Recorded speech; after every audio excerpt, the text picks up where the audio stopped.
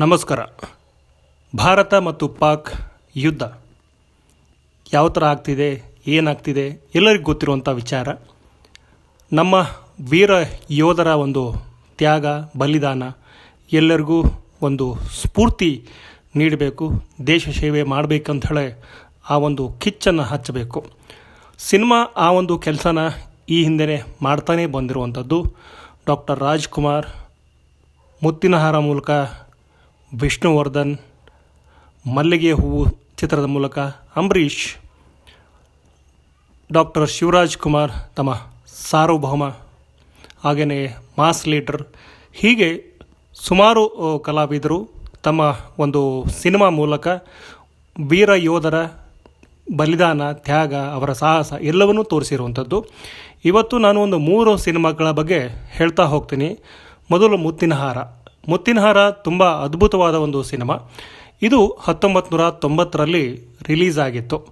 ಈ ಚಿತ್ರಕ್ಕೆ ರಾಜೇಂದ್ರ ಸಿಂಗ್ ಬಾಬು ಅವರು ನಿರ್ದೇಶನವಿತ್ತು. ಸಾಹಸ ಸಿಂಹ ವಿಷ್ಣುವರ್ಧನ್ ಅವರು ಅಚ್ಚಪ್ಪ ಅನ್ನುವಂಥ ಒಂದು ಪಾತ್ರ ಮಾಡಿದರು. ಈ ಒಂದು ಅಚ್ಚಪ್ಪ ಈ ಚಿತ್ರದಲ್ಲಿ ಒಬ್ಬ ಜವಾನ್ ಆಗಿರ್ತಾರೆ. ಮುಂದೆ ಹೋಗ್ತಾ ಹೋಗ್ತಾ ಬಡ್ತಿ ಪಡೆದು ಮೇಜರ್ ಆಗಿ ಇರ್ತಾರೆ.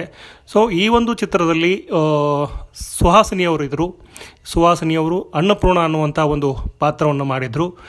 ಈ ಚಿತ್ರಕ್ಕೆ ಹಂಸಲೇಖ ಅವರು ಸಂಗೀತ ಕೊಟ್ಟಿದ್ದರು. ಈ ಚಿತ್ರದಲ್ಲಿ ಒಂದು ಹಾಡಿತ್ತು, ತುಂಬ ಅದ್ಭುತವಾದ ಹಾಡು. ಈ ಹಾಡನ್ನು ಹಾಕಿದ ಮೇಲೆ ಈ ಸಿನಿಮಾ ಸೋಲ್ತು ಅನ್ನುವಂಥ ಒಂದು ಭಾವನೆ ಈಗಲೂ ಸುಮಾರು ಜನಕ್ಕೆ ಇದೆ ಅಂತ ಹೇಳ್ಬೋದು. ಹಾಗೆಯೇ ಹಂಸಲೇಖ ಅವರು ಕೂಡ ಇದರ ಬಗ್ಗೆ ಮಾತಾಡಿದರು ಅನ್ನುವಂಥದ್ದು. ಇಲ್ಲಿ ಇದು ಬೇಸಿಕ್ ಮಾಹಿತಿ ಆಯಿತು. ಆದರೆ ಅಚ್ಚಪ್ಪ ಒಬ್ಬ ವೀರ ಯೋಧ, ಇಡೀ ಬದುಕು ಅಥವಾ ಇಡೀ ಫ್ಯಾಮ್ಲಿ ಸೇನೆಯಲ್ಲಿ ಸೇವೆ ಮಾಡಿದಂಥ ಒಂದು ಫ್ಯಾಮ್ಲಿ. ಆ ಫ್ಯಾಮ್ಲಿಯಲ್ಲಿ ಒಂದು ಮಗು ಹುಟ್ಟಿರುತ್ತೆ. ಅದು ವೀರ್ರಾಜು ಅನ್ನುವಂಥದ್ದು ಮಾಸ್ಟರ್ ಆನಂದ್ ಅವರ ಒಂದು ಪಾತ್ರ, ಅದನ್ನು ಮಾಡಿದ್ರು ಅವರು. ಸೊ ಈ ಒಂದು ಪಾತ್ರ ತುಂಬ ಹಾಂಟಿಂಗ್ ಮಾಡುತ್ತೆ. ಯಾಕಂದರೆ ಒಬ್ಬನೇ ಮಗ, ಮತ್ತೊಂದು ಮಗು ಬೇಕಂದರೆ ಆಗಲ್ಲ ಅನ್ನುವಂಥ ಪರಿಸ್ಥಿತಿ ಇರುತ್ತೆ. ಸೊ ಅಚ್ಚಪ್ಪ ಏನು ಮಾಡ್ತಾರೆ, ಅನ್ನಪೂರ್ಣ ಏನು ಮಾಡ್ತಾರೆ, ಈ ಥರದ್ದೆಲ್ಲ ಎಮೋಷ್ನಲ್ ಕಂಟೆಂಟ್ ಇರುವಂಥ ಚಿತ್ರ ಇದು. ವೀರ ಯೋಧ ಅಂದಾಗ ಯುದ್ಧ ಇರುತ್ತೆ, ಸಾವಿರುತ್ತೆ, ನೋವಿರುತ್ತೆ, ದೇಶಭಕ್ತಿ ಇರುತ್ತೆ. ಆ ಎಲ್ಲ ಸತ್ಯಗಳನ್ನು ಕಟ್ಟಿಕೊಟ್ಟಂಥ ಚಿತ್ರ ಇದು. ಈ ಚಿತ್ರದಲ್ಲಿ ರಿಯಲ್ ಆಗಿ ವಿಷ್ಣುವರ್ಧನ್ ಅವರು ತಲೆಯನ್ನು ಬೋಳಿಸ್ಕೊಂಡಿದ್ರು. ಸೊ ತುಂಬ ವಿಶೇಷವಾದ ಚಿತ್ರ. ಮಿಲಿಟರಿ ಸಿನಿಮಾಗಳು ಅಥವಾ ಆರ್ಮ್ ಫೋರ್ಸ್ ಅಥವಾ ಆರ್ಮಿ ಸಿನಿಮಾಗಳು ಅಂತ ಬಂದರೆ ಮುತ್ತಿನಹಾರ ನಮಗೆ ಕಣ್ಮುಂದೆ ಬರುತ್ತೆ ಅಂತ ಹೇಳ್ಬೋದು. ಇನ್ನು ಡಾಕ್ಟರ್ ರಾಜ್ಕುಮಾರ್ ಅವರ ಸಿನಿಮಾ, ಅದರ ಹೆಸರು ಸಿಪಾಯಿ ರಾಮು ಸಿನಿಮಾ 1972ರಲ್ಲಿ ರಿಲೀಸ್ ಆಗಿತ್ತು. ಈ ಚಿತ್ರವನ್ನು YR ಸ್ವಾಮಿಯವರು ನಿರ್ದೇಶನ ಮಾಡಿದರು. ರಾಜ್ಕುಮಾರ್, ಲೀಲಾವತಿ, ಆರತಿ ಈ ಚಿತ್ರದಲ್ಲಿ ರಾಜ್ಕುಮಾರ್ ಅವರಿಗೆ ಸಾಥ್ ಕೊಟ್ಟಿದ್ದರು. ಸಿಪಾಯಿ ರಾಮು ಮುಂದೆ ಡಕಾಯತ ಆಗುವಂಥ ಕತೆ ಇದು. ಪಾನ್ ಸಿಂಗ್ ತೋಮರ್ ಏನೊಂದು ಬಂದಿತ್ತು ಬಾಲಿವುಡ್ನಲ್ಲಿ, ಆ ಥರದ ಒಂದು ಕತೆ ಅನ್ನೋಕ್ಕಿಂತ ಇಲ್ಲಿಂದನೇ ಸ್ಫೂರ್ತಿ ಪಡೆಯುತ್ತಾ ಅನ್ನುವಂಥ ಪ್ರಶ್ನೆ ಇದೆ. ಉಪೇಂದ್ರ ಕುಮಾರ್ ಅವರು ಈ ಚಿತ್ರಕ್ಕೆ ಸಂಗೀತ ಕೊಟ್ಟಿದ್ದರು. ಪಾನ್ ಸಿಂಗ್ ತೋಮರ್ ಅನ್ನೋಕ್ಕಿಂತ ಇಲ್ಲಿ ಸಿಪಾಯಿ ರಾಮು ಬಗ್ಗೆನೇ ಹೇಳಬೇಕು.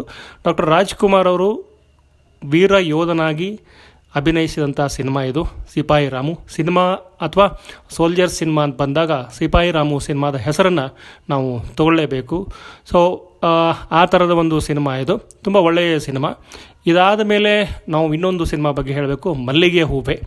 ಇದು 1992ರಲ್ಲಿ ಬಂದಂಥ ಸಿನಿಮಾ.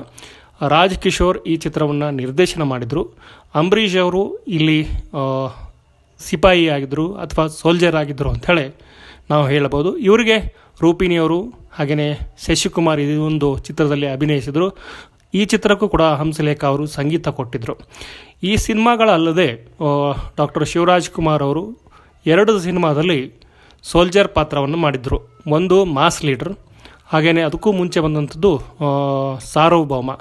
ಈ 2 ಸಿನಿಮಾಗಳಲ್ಲಿ ಸೋಲ್ಜರ್ ಪಾತ್ರವನ್ನು ಮಾಡಿ ಸೋಲ್ಜರ್ ಜೀವನ ಏನಿತ್ತು ಅದನ್ನು ಕಟ್ಟಿಕೊಟ್ಟಿದ್ದರು. ಇನ್ನು ಕಿಚ್ಚ ಸುದೀಪ್ ಅವರ ಬಗ್ಗೆ ಹೇಳಬೇಕು. ಕಿಚ್ಚ ಸುದೀಪ್ ಅವರ ಚಿತ್ರ ಅಂದರೆ ಅದು ಹೆಬ್ಬುಲಿ ಚಿತ್ರದಲ್ಲಿ ಸಾಕಷ್ಟು ವಿಶೇಷವಾಗಿ ಗಮನ ಸೆಳೆದಂಥದ್ದು ಸುದೀಪ್ ಅವರ ಸ್ಟೈಲ್, ಹಾಗೆಯೇ ಒಬ್ಬ ಸೋಲ್ಜರ್ ಹೀಗೂ ಇರ್ಬೋದು ಅಂಥೇಳಿ ತೋರಿಸಿದಂಥ ಸಿನಿಮಾ ಹೆಬ್ಬುಲಿ. ಇನ್ನು power star Puneeth Rajkumar James ಚಿತ್ರದಲ್ಲಿ ಒಬ್ಬ ಸೋಲ್ಜರ್ ಆಗಿ, ಒಬ್ಬ ಮೇಜರ್ ಆಗಿ ಕಾಣಿಸ್ಕೊಂಡ್ರು, ಅಭಿನಯಿಸಿದರು, ಸೋಲ್ಜರ್ ಜೀವನವನ್ನು ಕಟ್ಟಿಕೊಟ್ರು. ಚೇತನ್ ಕುಮಾರ್ ಈ ಚಿತ್ರವನ್ನು ನಿರ್ದೇಶನ ಮಾಡಿದರು. ಹೀಗೆ ಕನ್ನಡದ ಬೆಳ್ಳಿತೆರೆ ಮೇಲೆ ಸೋಲ್ಜರ್ ಪಾತ್ರಗಳು ಅಥವಾ ಸಿಪಾಯಿ ಪಾತ್ರಗಳು ತನ್ನದೇ ಆದ ರೀತಿಯಲ್ಲಿ ಜನರಿಗೆ ಟಚ್ ಮಾಡಿರುವಂಥದ್ದು, ಹೃದಯದಲ್ಲಿ ಜಾಗ ಮಾಡ್ಕೊಂಡಿರೋದು ಅಂತ ಹೇಳ್ತಾ ನನ್ನ ಈ ಒಂದು ಸಿನಿಮಾ ಸಿಪಾಯಿಗಳು ಅಥವಾ ಸಿನಿಮಾ ಸೋಲ್ಜರ್ಸ್ ಅನ್ನುವಂಥ ಒಂದು ವಿಶೇಷ ಸ್ಟೋರಿಯನ್ನು ಎಂಡ್ ಮಾಡ್ತಿದ್ದೀನಿ. ವಿಡಿಯೋ ನೋಡಿದ ಪ್ರತಿಯೊಬ್ಬರಿಗೂ ಧನ್ಯವಾದಗಳು.